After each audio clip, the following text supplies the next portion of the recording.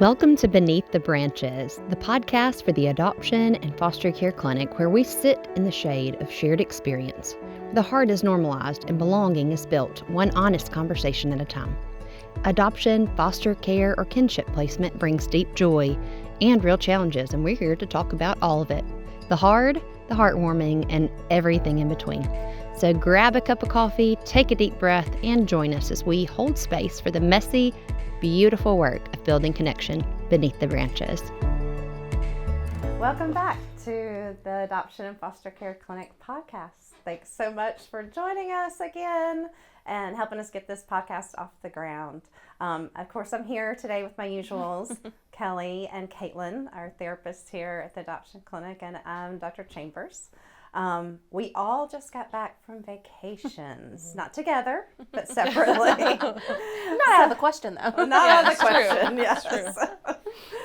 So I thought, maybe we could talk about that, because vacations can be hard for our kids, and we're all at different life stages, too, so we've all had different experiences as well. So, how was y'all's vacations? Go ahead, Kelly. Oh gosh, I don't know what to say. I know. I'll tell you what. In your experience, why are vacations harder for our kiddos here at the Adoption Foster Care Clinic? I think a big part of vacations is uncertainty and being off schedule, being off kind of routine. Yeah. And not only that, but a lot of parents forget that excitement in the body still translates for our kids as stress. And so the behaviors that you'll see that are related to excitement are going to be some of the same behaviors you see that are related to stress. And so I think parents sometimes have differing expectations, which can be difficult, especially, for parents who've planned these big vacations, are super excited.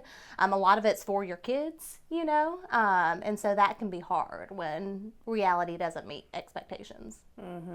Definitely. I love what you said about excitement being registered very similarly to anxiety and nervousness, because they look like they're having fun all during the day. Right. Why are they really struggling at night? Yeah. Why are they not sleeping on vacation? Why are they falling apart at the end of the day? It may be too much excitement as much as it may be fears and uncertainties. Right. And even going to vacation, the build up of a vacation, sometimes it falls apart then, Yeah, that's true.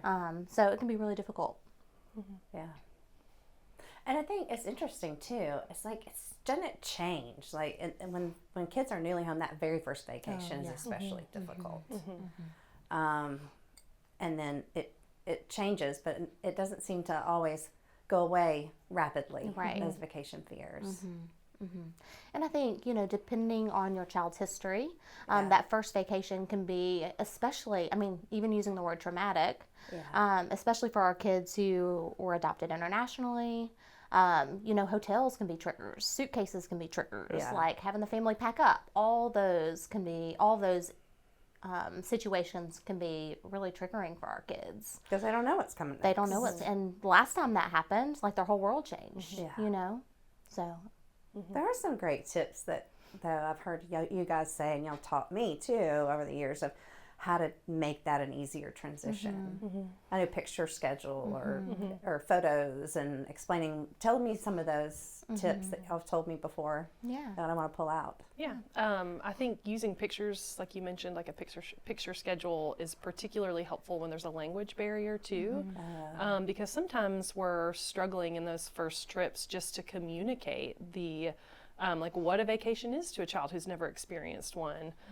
So picture schedule showing when we leave all the way through when we come home, that's, they get to see that cycle of we leave, we go and do these things, and then we return home. And that's a new experience for our kids for that first time. And when you say picture schedule, just in case people haven't had experience with that. Yeah, so a picture of a suitcase with some things in it.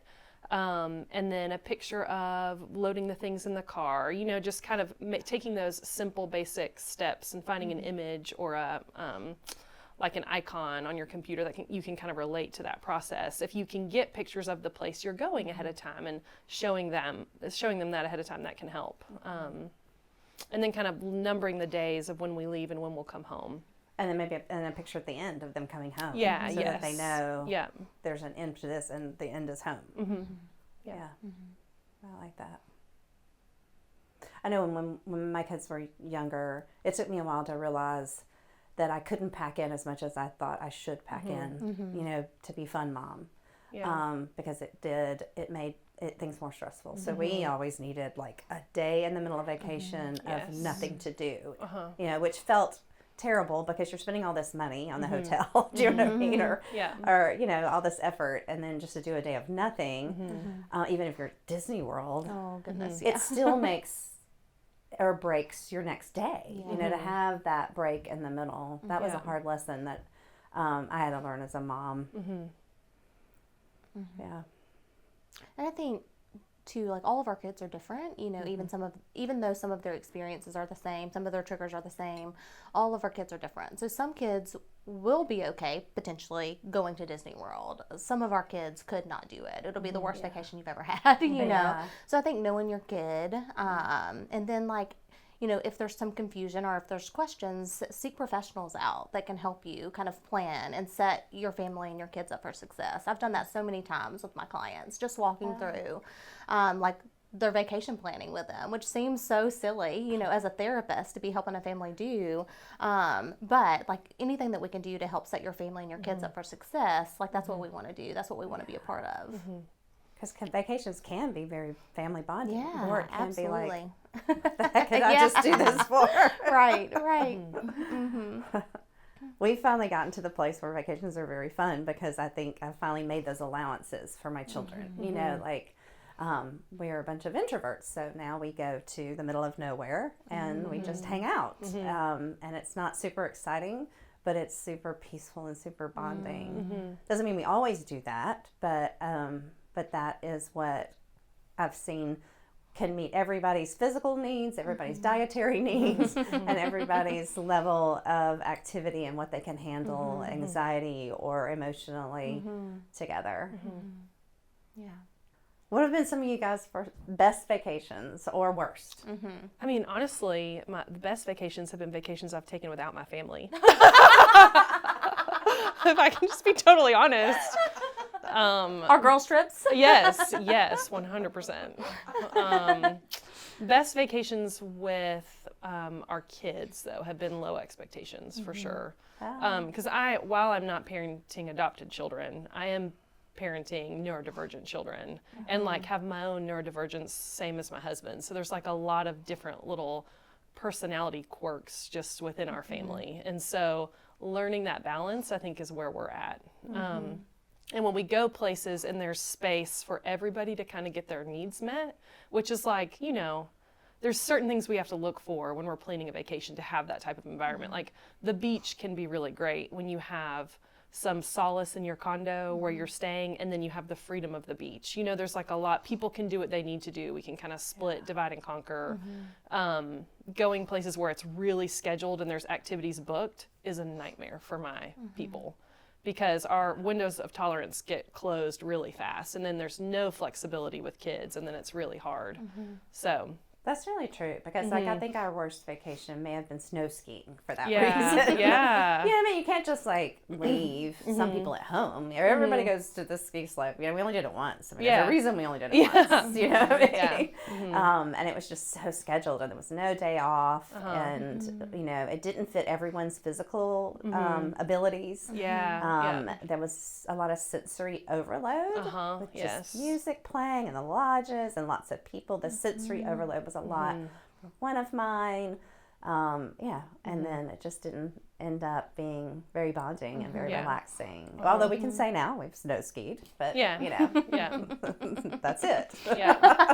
And that goes, for me, it goes back to those expectations, because I tend to like be the traveler who wants to explore all the things. Like I will run myself ragged for the sake of fun. And I have not identified the person in my family yet that can do that with me, you know? So like I'm usually like leading the fun train, and I'm losing people left and right as we chug along. So like learning how to rein in my own expectations and like just set the expectation for relaxation, which it is not relaxing for me to sit around. I want to go and do, but just having to shift the ways in which I can settle and relax and play with my kids and be with my family that works for them instead of just being like, let's go, go, go, go. Yeah. So. I think too, like one thing we've done that I think has just naturally evolved was having vacation traditions over the years. Like one of our traditions is everybody gets to pick their favorite a snack, and we buy that snack. It's not a snack we would normally buy, but and then it became, my husband's it's Nutter Butters, and then one of my daughters it's a key lime pie, and so every vacation we have these same favorites, and that has been really a family tradition we've been able to build, even though it's silly and it's just, once a year, but they all look forward to that family tradition that's helped kind of bond our family together. Yeah.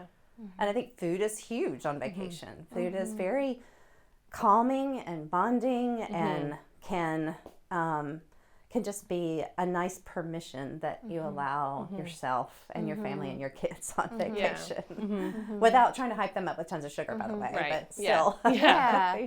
Yes. Well, and I think that's important too. Like that's one thing I talk to my families about in the holidays as well, is I call those anchors, because even though your vacation may change every year, you have these anchors, these things that you do every year, every vacation that help your kids just like have a sense of like normalcy and control. I think that's really important, and it can be something small like pick a snack. We have a tradition where every like road trip, no matter how long, like we stop and we get road snacks from the Circle K, and so like my kids look forward to that, and there's a sense of like, I don't know, control and knowing what to expect. That's really helpful. So if you can build in those anchors throughout your vacation, I think that can be really helpful too. Oh, I like the use of the word anchors. I like that. And I think we touched on kids that are newly home, but those were some of our worst vacations, is newly home vacations. Those were, gosh, I don't even know if they were worth it, but it just all of the different things, like never having ridden with a seatbelt, do you know what I mean? And then the language, and then all the different foods. And so many families travel within those first 3 to 6 months of coming home. And I think there's got to be a good reason to do that, because it's so difficult for everyone involved. I would never say never, but it's definitely, there's so much transition that you're trying at that point to just build structure into the child's life and familiarity. So then to pick up everything and just to go again could be counterproductive. Yeah. So, a lot of people will ask us that, like, how long should we wait before we do a vacation, or even just not a vacation? How long should we wait before we travel to grandma's house that's out of state? What are some ideas y'all think of? Yeah. I mean, sometimes it depends on the age of the child and how many transitions in care they've had in their history. The number one goal when kids come home is attachment and safety, and the only way to create that is through consistency. So we're kind of taking those factors into consideration usually, but I typically tell families you're home at least for the first 6 months before you consider traveling and taking them to meet different family members, any of that.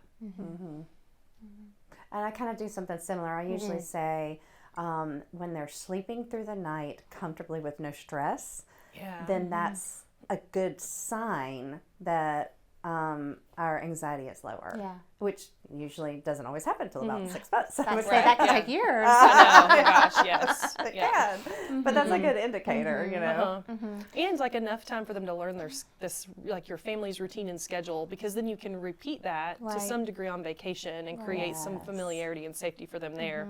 Like having your meal times the same time as you have them at home, and sleep times. If you have a child that takes a nap, trying to do that around the same time when you're on vacation too. And if they know when to expect those things ahead of time based on just consistency and routine, you can transfer that more easily when you go on vacation and create that sense of familiarity. Which reminds me of, the advice to have them sleep when they're on vacation. So, we often recommend close sleeping when they're newly home, but that's going to even be more important during vacation. Yeah, for sure. So having them sleep in your room when they're newly home would be crucial to creating safety. What else? I think the other thing to think through is, again, like all kids, all families are different. And so I've had this conversation a lot with families of they haven't reached that 6-month mark, maybe not even that 3-month mark. And for whatever reason, they need to travel, or they really, really want to travel. It's like a value for them, which I understand.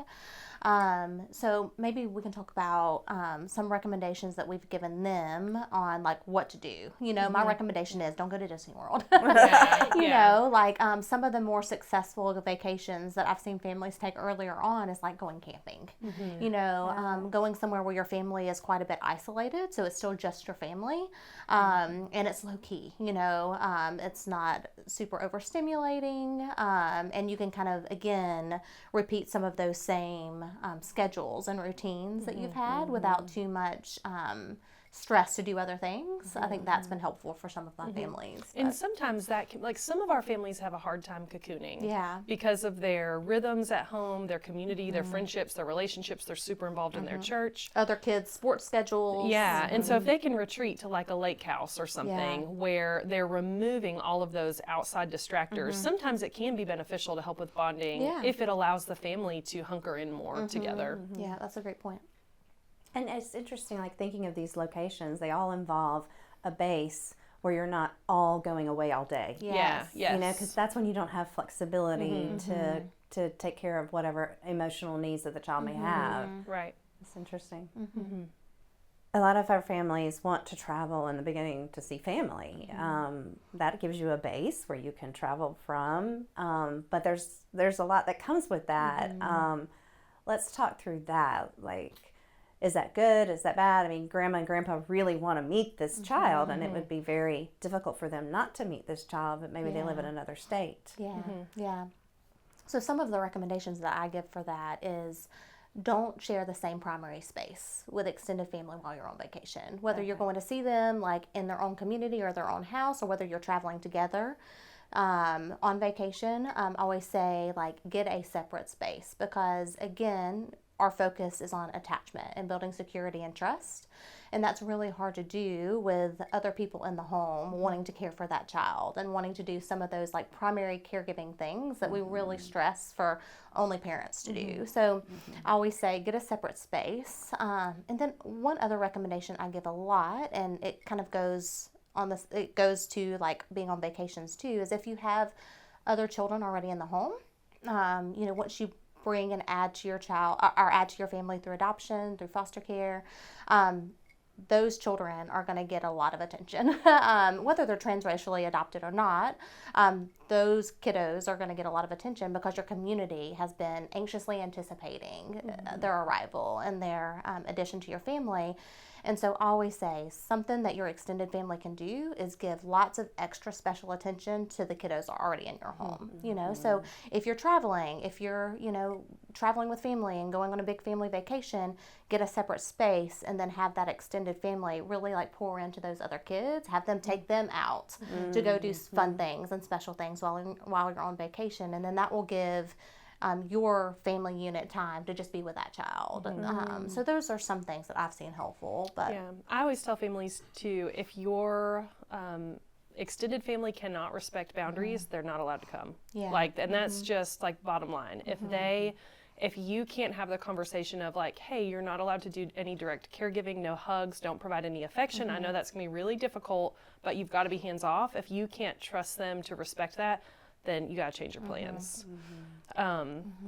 Just because that's super confusing for the kid, and that works against attachment. And this is in those first few months. Yes, we're talking about this first trip you may take within, you know, home to 6 months. And then I always tell families too, they can blame it on me. I'm the bad guy, you know, like, and I will say, scare them if you need to, like talk to them about what it looks like for a child who doesn't have safe, secure attachment. It's not great.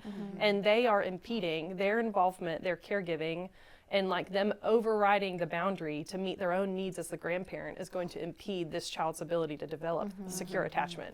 So, and then we can throw some scary statistics at them if we need to. Prison, you know, like, whatever that looks like. But it's not, it doesn't look great, you know, the statistics are scary. And that's one thing we as a clinic have been doing for a really long time is like writing a letter, or we have a handout for friends and family that makes us the bad guy. You know, the mean people at the adoption and foster care clinic have said this. Like, we don't know what they're talking about, but we're going to follow their instruction. You know, that's one thing and one way we can help families kind of set that boundary too, because it can be really hard. You know, extended family, they've also been waiting and anticipating this child's arrival. So it can be really difficult. So let us be the bad guys. Let us help, you know, foster that for you. I like what you said. I wanted to come back to, you had said about having your separate space. And it made me think about how important sleep schedule is to keep that same sleep schedule. And that's what that separate space does allow too. Is like, you know, if the kid's been going to sleep at 8:00 p.m., let's not wreck that. Right. Because that's hard fought time that you've gotten, that sleep time. And so you don't want, just because there's a bunch of cousins having a really fun time, you really don't want to push those boundaries when you're newly home. You really want to go to your own space and kind of do bedtime in the same routine within 30 minutes of the normal bedtime, so that you don't backtrack so much when you come home. Sleep's so important. And even at other times, you know, if you have your separate space, you see your child getting overwhelmed and overstimulated, you have a space for your individual family to retreat to, you know, without impeding extended family's time and fun and vacation. You can just retreat and kind of support that child and bring down their anxiety. Yeah, I mean, like when you say pulling them out if they're having a trauma response, that could look like meltdowns. It could actually look like the opposite. It could look like a dizzying excitement that you're like, oh goodness, this child's not normal right now. You know? They're just so hyper and spinning out of control. What are some of the other things that you guys see as trauma responses on vacation or when they're away from home? A big one I see is a child being really superficially charming. Oh, that's a good one. And it can look really cute. And of course, family kind of encourage it because, you know, and so that can look like, you know, a child putting on a show or being really affectionate, really, again, like just really charming to people outside of their family. That's a common response that we see. And hypervigilance, you know, like you said, like they can look like little wind-up dolls, you know, touching everything, talking a whole lot, spinning, jumping. We see that a lot. Sensory behaviors is a big one too, just being like hypersensitive to noises, sensations, touch.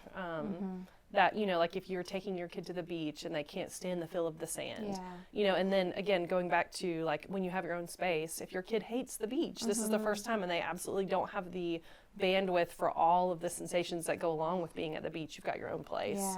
But that's a big one too. I think that shows up, that surprises parents sometimes because you're like, why would this not be fun for you? You know? So and dissociation. Mm-hmm. You know, a lot of kids will just kind of like zone out, like it's too much. Like staring off into space. And then you mentioned it, but like just a narrowed window of tolerance, you know, like maybe you're seeing that your child is melting down more, or is, you know, being more disrespectful than usual. Those can all be behaviors that are more related to, again, anxiety and trauma versus anything else. Being highly controlling is another one we see a lot too. Like wanting, even down to like the tiny things, like wanting to wear that shoes, not those shoes, or these socks, or you sit Mama, here, you I'm sit sitting here. here. That's a common one. You sit here. Yes.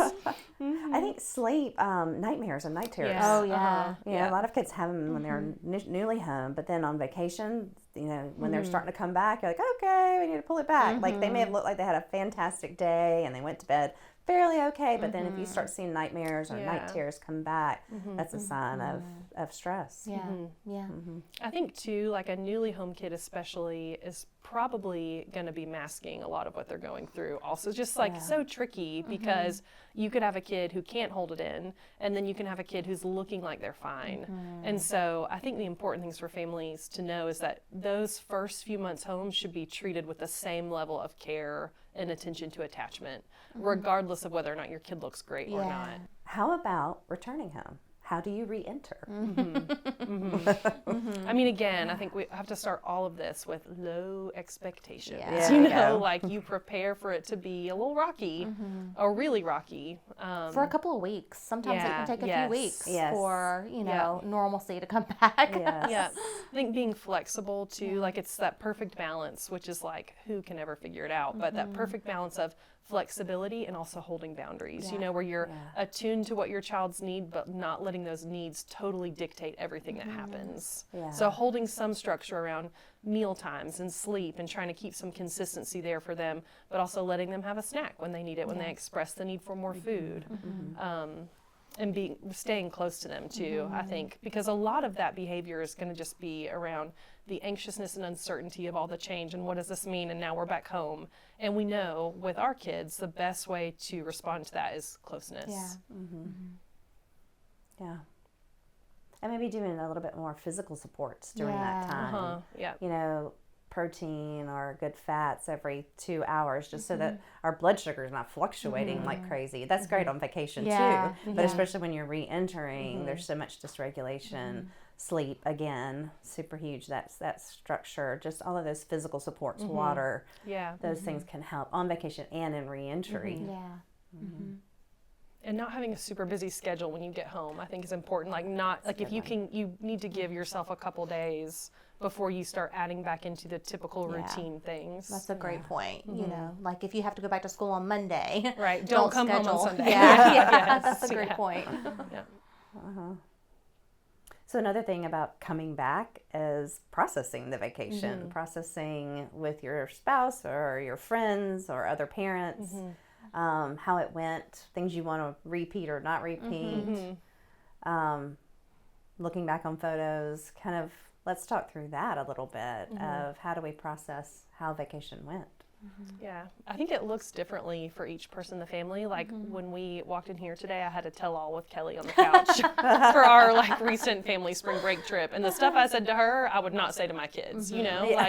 So like number one, having that person that you can just totally vent to, because vacations are hard. Even the best ones have moments where you're like, oh my gosh, what have I done? Like why are we here? So like being able to give yourself that opportunity to vent, I think is really important. And then as like the vacation planner, which I am generally just remembering like this is a safe space for your kids, your husband to tell the truth, and for you not to get offended, if you're going to allow that processing, which can be really hard as the one who's built that vacation and had all these expectations for the vacation, having people that you love almost feel like, I don't know, that they didn't enjoy it, or they didn't enjoy all the hard work that you put into it. I think that you have to, if you're going to open it up for processing, you've got to be willing to hear and like really listen, and kind of soak that and absorb that information in, to make planning easier the next time. I think that's really important. Yeah. We have to be really careful too with my kids is not to reflect in a way that causes shame. Yeah. So my crew is really sensitive to like feedback about their behavior. I think a lot of kids are, but particularly neurodivergent kids. So like when we go back on vacation, if we did have a really hard moment, we're probably not going to spend a ton of time talking about that child's behavior, but we may open the question of like, hey, what could we have done better on this vacation for you to have more fun? Or what was this vacation missing?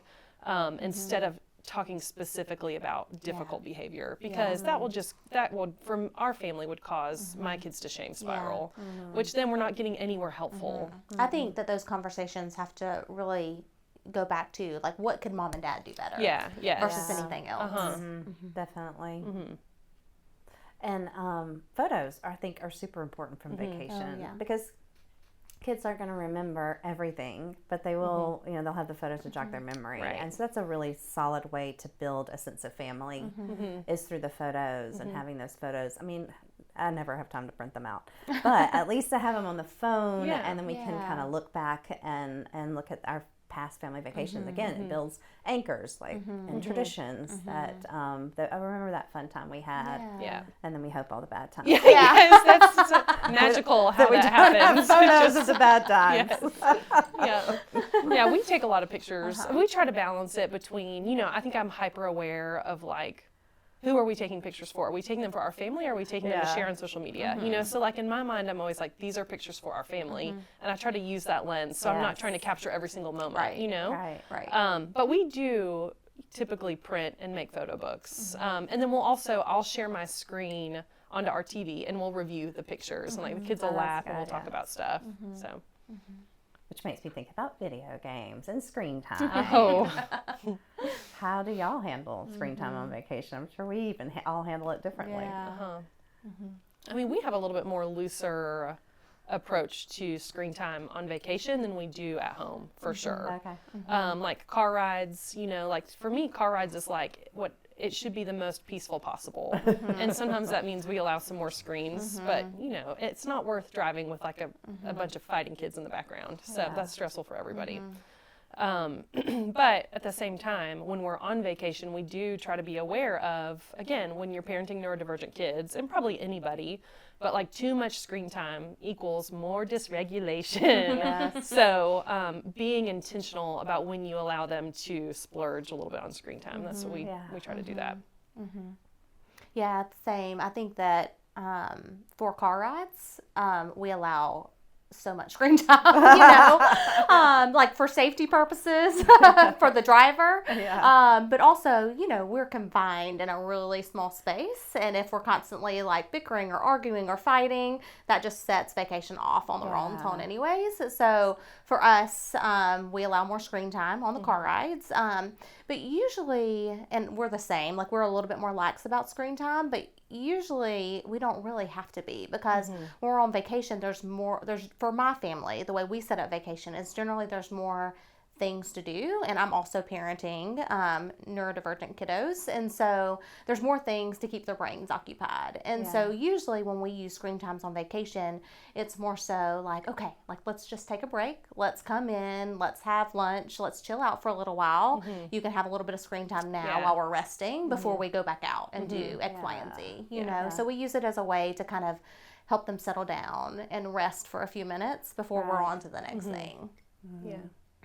So it's often used as a parent break. It really is. I mean, that's when we do it too. We do it so we can sleep late in the mornings a little bit. Exactly. Yes.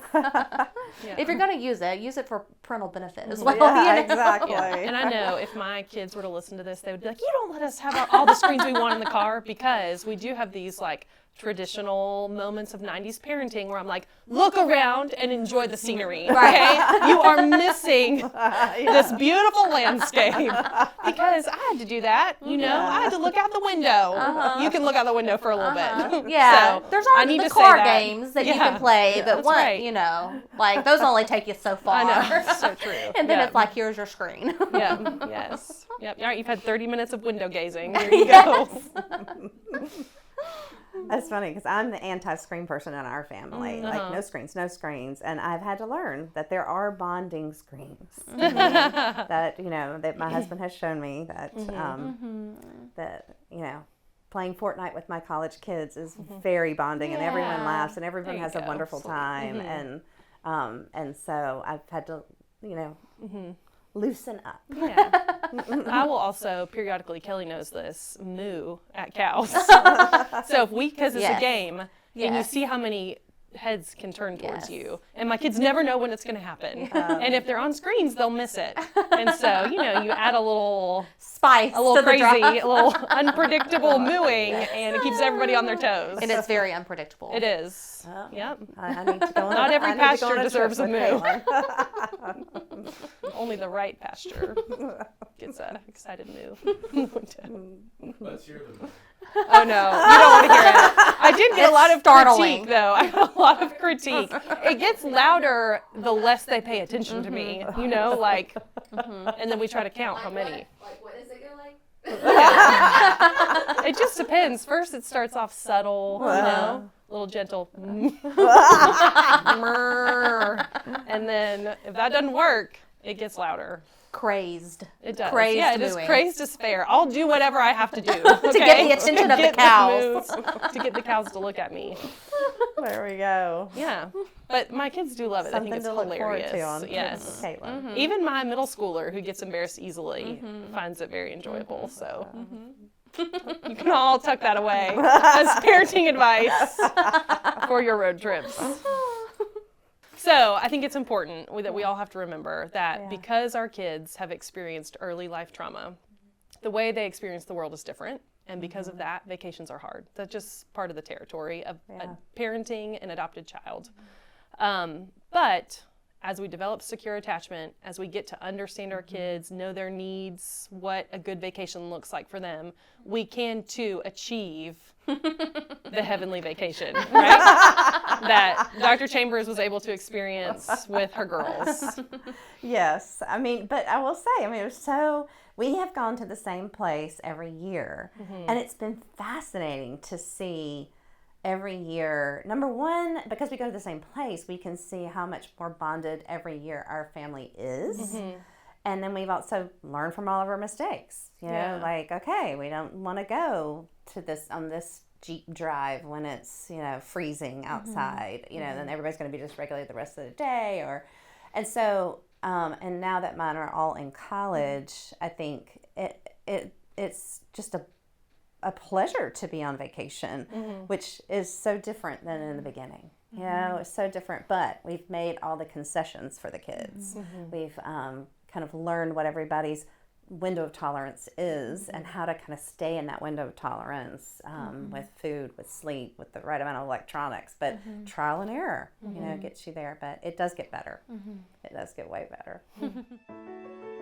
Thank you for joining the Adoption and Foster Care Clinic for another episode of Beneath the Branches, a podcast for adoptive, foster, and kinship care families. We are deeply grateful to our sponsor, Show Hope, for their generous support and their continued work to break down barriers to adoption and support families every step of the way. Until next time, may you feel covered, connected, and never alone beneath the branches.